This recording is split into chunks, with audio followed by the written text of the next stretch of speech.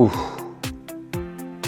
Unemployment rate is bad, but I see something even more concerning. Hi everyone, Ian here. So we've been looking at the news saying unemployment rate in Canada is bad. It's gone up at 7%. Ontario even worse. But I'm looking at the data a bit more closely, and I want to do a bit analysis on what's causing the unemployment rate to go up and what's changing right between before and going forward, and how that could impact our Canadian economy or even our real estate market even worse, right? So let's take a look. So on the screen you can see this is basically a report by Bank of Montreal, just a graph saying that how the unemployment rate has been going up. The red line is across Canada and the blue line is for Ontario, right? And you can see how Ontario is higher at almost 8%, while Canada is at 7%. And they're saying that this is at recession level, like which aside from COVID, which is a whole different problem, right? All the stores were shut down, there's no positions. Of course, unemployment rate was high. So ignore this, but going further back, we can see that this is basically post financial crisis level, right? Around 2011, 2012, like around that time, it's about the same unemployment rate as we have today. And around that time, remember, real estate market was pretty bad, right? And it's not until 2014 we're starting to see real estate markets showing signs of recovery. 2015, it started to actually recover, and 2016, 2017, it gone up quickly, right? So from there, we can see from this point, when the real estate market started recovering here, our unemployment rate has always been lower than where we are today. So all the good real estate market we've seen in the past like 10, 12 years, we've always had a better economy than what we have today, right? So that is somewhat concerning. So as we know, unemployment rate is a ratio. So when we're having excess workers, people there's a lot more people looking for jobs but can't find jobs, right? Even though the job number is the same, it's going to look bad, right? From like unemployment rate perspective. So that's this idea. So I was looking into, okay, so if that's true, and when we were looking at the actual number of unemployment rate, the kind of graph, right? You can see that, okay, for the past year, it has been indeed going up. And if we look at the past 3 years, yes, the unemployment rate has been a straight line sort of going up, right? This is Canada. And the latest number is May, 7%. Basically, this website is saying that there's the number of jobless individuals has reached 1.6 million. There's a spike of number of unemployed people, right? Which kind of in line with what the other website is saying, just the sheer increase of people looking for jobs. And especially, and there are also some jobs lost. This is saying that, let's say, manufacturing sector was hit the hardest, and also from the tariffs on aluminum and steel auto industries, they're losing jobs. So it's a combination of both. So I think the previous article is talking about Ontario, who is attracting even more people coming to Ontario but unemployed. And this is talking about in Canada, it's a combination of we had a lot more population coming, and also we are losing jobs because of tariff. And we're starting to feel the impact of tariffs, right? And this is what I find concerning. So if you look at the actual employment rate, employment change, this is the number of people who actually are employed, right? And this is number of jobs basically created, the changes in number of jobs. Okay, and we're seeing that, okay, the May we had 8.8 thousand. It's actually better than April for 7.4 thousand. Better than March was like a negative, right? We're losing jobs. But what I find concerning is that when I'm looking at this chart, right, you can see that the most recent 4 months, we've had a 4 months consecutive almost not creating new jobs, okay? And if you look at it previously, we've always had, you know, more job creation than where we are today. There's the odd 1 or 2 months that are low, but it always kind of bounces back to a meaningful level, right? For example, in December, we even like 179,000 jobs created. November, 50,000. Compared to like 8,000 now, that's 8,000 becomes very unmeaningful, right? So, and if you look at the past 3 years, for example, and I make this line a bar graph, you'll see that we rarely actually get a consecutive number of months with very little job creation. We've always had meaningful number of job creations. Okay, there's a few odd months, 1 or 2 here and here. You see like 1 or 2 months that are negative in job creation. And that could be just, you know, many reasons or even a data glitch. But in general, we've had a pretty consistent number of jobs created. But the past 4 months of consecutive no jobs, very little job created, I think that's actually a demand side problem. It's not like this website, you see how it's saying that Ontario isn't losing jobs, it's attracting excess workers. I think we're actually changing into a condition where we are attracting excess workers and we're going to start losing jobs too. It's like going to be two sides, both tightening on the job market. They're actually saying they agree with me to say Ontario job market is moving from oversupply, which means had a lot of people, too many workers, to lack of demand, right? Businesses not hiring. And if we combine these two factors, that's going to be a major problem, right? So I think our unemployment rate problem could get even worse because so far it's just showing the impact from, a little bit of tariff, but also a lot of people. But going forward, it could continue have a lot of people, but the tariffs is going to continue to cut down the number of jobs, number of hirings, so it could get worse. So that's my analysis on where I think the job market could get worse from where we are today. And if we look at the Stats Canada, right? This is the Stats Canada website. You'll see that the 7% unemployment rate is here, and I'm sure you've seen this somewhere on the news.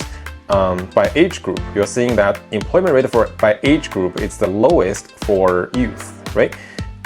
So it's actually like people who are near retirement because they're holding the important positions, they're actually okay. But it's the youth 15 to 24 and 25 to 54, these are people who are actually paying mortgages, right? Their employment rates are suffering from, this current economy. Youth 15 to 24-year-old, these are the future of the country and they're not getting jobs.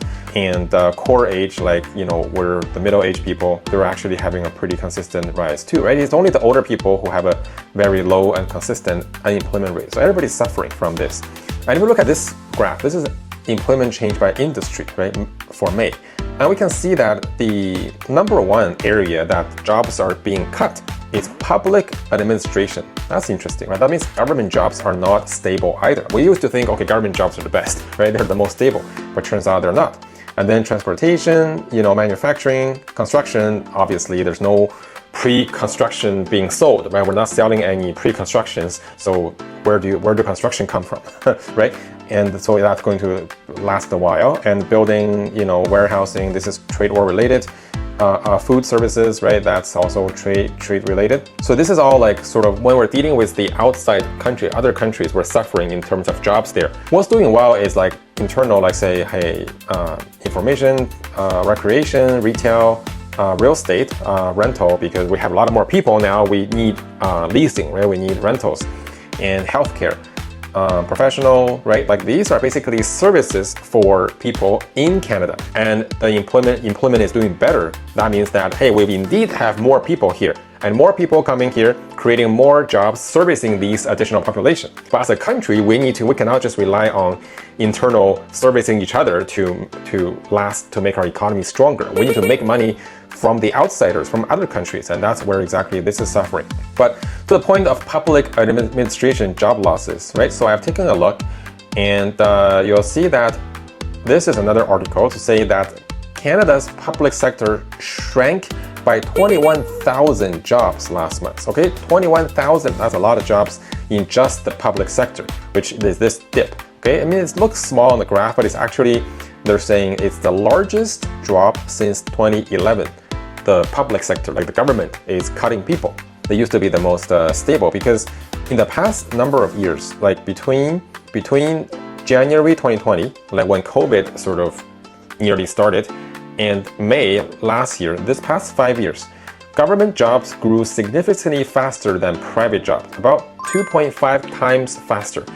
So now, the past number of years, the government has spent a lot of money hiring a lot more people, keeping our unemployment rate number look good, right? Which is another concerning factor, because when that's no longer true, when the government is no longer subsidizing the labor market by hiring a lot of people, if the government stops doing that, and public sector is the only good sector that's been doing well in the past 5 years, then when that stops, and then our whole unemployment rate is going to look even worse, because the best sector is going to stop being the best, right? So that's another factor I find concerning, because the government is going to stop the hiring spree, right? And that's going to affect our job numbers, because that has been the sectors carrying our numbers in the past number of years.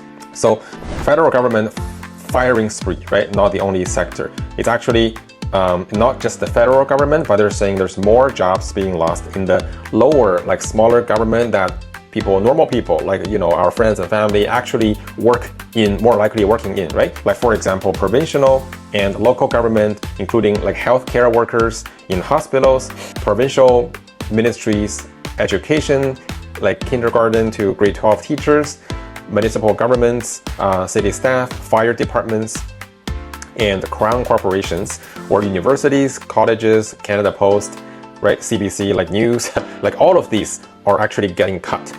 And these are good jobs that used to carry our economy, and they're getting fired, right? So that's a problem. Like that, if you ask me, that is a bit concerning to the future of where the future of our economy will go.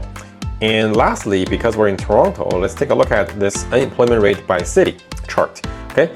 So this basically ranks the number of unemployment. You know, the whole Canada is 7%. So everything above this line is unemployment rate above average. Everything below here is below average, right? So let's take a look.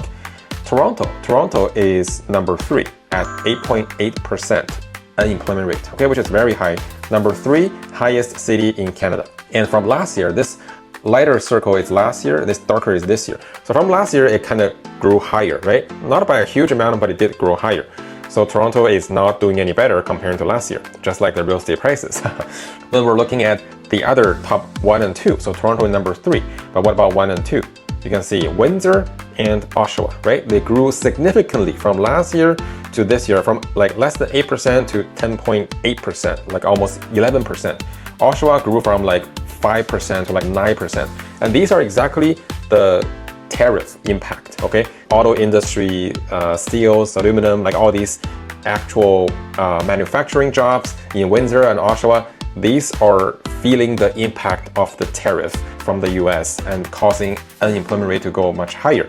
Barrie, and then, you know, Barrie is Northern Ontario, right? Northern Ontario has a lot of actual mining minerals, that type of factories and jobs, and Barrie is kind of the gateway to those areas. Calgary, Edmonton, you see these are suffering too, right? Like having a higher unemployment rate. And remember, Calgary, Edmonton has had a very strong real estate market in the past number of years. So now it's having a bad unemployment rate. So, and those cities are very dependent, are very concentrated on one sector, right? So be careful with the real estate price bubbles in those cities. Potentially, you know, just watch out for the risk, because it has happened before that when these cities, when their economy goes bad, their real estate goes down with it, right? And Waterloo, Niagara Falls, generally not so great either. And the cities doing better than average, you can see are, you know, Saskatoon, Victoria, Winnipeg, Quebec, Halifax, Ottawa, which is a lot of public jobs, Vancouver. I mean, these are a bit more sort of sustaining cities, right? That has its own agriculture, has its own sort of, you know, economy that's not so much dependent on, you know, the I guess the tariff impacted sectors like trading, and, you know, not so much as the, you know, manufacturing. Like it's more service and like self-sustainable type of economy, right? So it's actually doing a bit better. So just to give you an idea of the comparison between the cities, but overall, I guess the important message is that unemployment rate is, even though the data looks like it's going up, but the reality behind it, I see even more risks to this factor. And how this is going to impact the economy and the real estate, I don't know yet, but it's just a risk factor that you should be aware when you're making real estate and investment decisions, okay? So hope this helps. If you like this content, give it a like, and I'll see you next video. Ciao.